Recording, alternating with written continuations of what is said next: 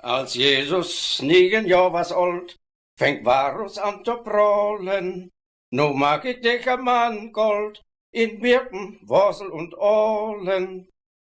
Ich nimm auch mit so'n Tröpkenvolk und dir dich Legionen und träg damit not Ruinenvolk, die ganze Welt soll staunen. Ich nimm auch mit Tomatenmark und säckeweise Nudeln, dat merkt der kleinen Römer stark und kistenweise Sprudel. Ich nimm auch mit den schönsten Wein, den Krauten Durst der Stillen, dann trägt wir an den Deutschen rein und daut die Fraule Kiddeln. Denn Fraule nimmt wie keine mit, wie schnappt us blonde Weiber, die sind im Münsterland so nett, mit ihrer schlanken Leber. Noch kommt etwas mit Trommelschlag, mit Pauken und Trompeten, die kleinste mag den Krötzenkrach, mit seine Kaffeetröten.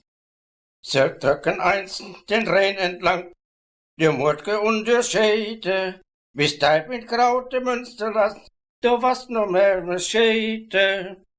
O Varuslo, so sang die Römertruppe, o Mia Bella war das Lo, und dann kauft Irften Suppe.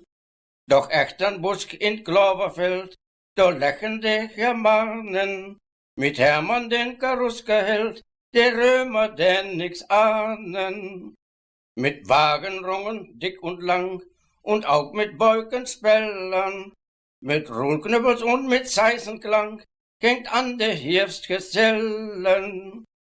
Sie schleugen drup und schleugen dran, all auf die Römerköpfe, woller lächeln alle Mann für Mann, mit ihre Dauern Döpfe.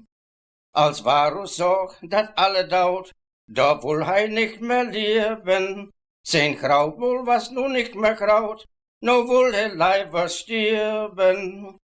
Den Zöbelstack hei selber sich, kannst Deib in seinen Bogen, und seine Seele, dat schwatte Stück, graub ote echter Loke. Sein letzte Wort, was war das lo? Du wirst mein Ein und Alles, dein Knappe seinen echten Tau, und dat war's dann alles.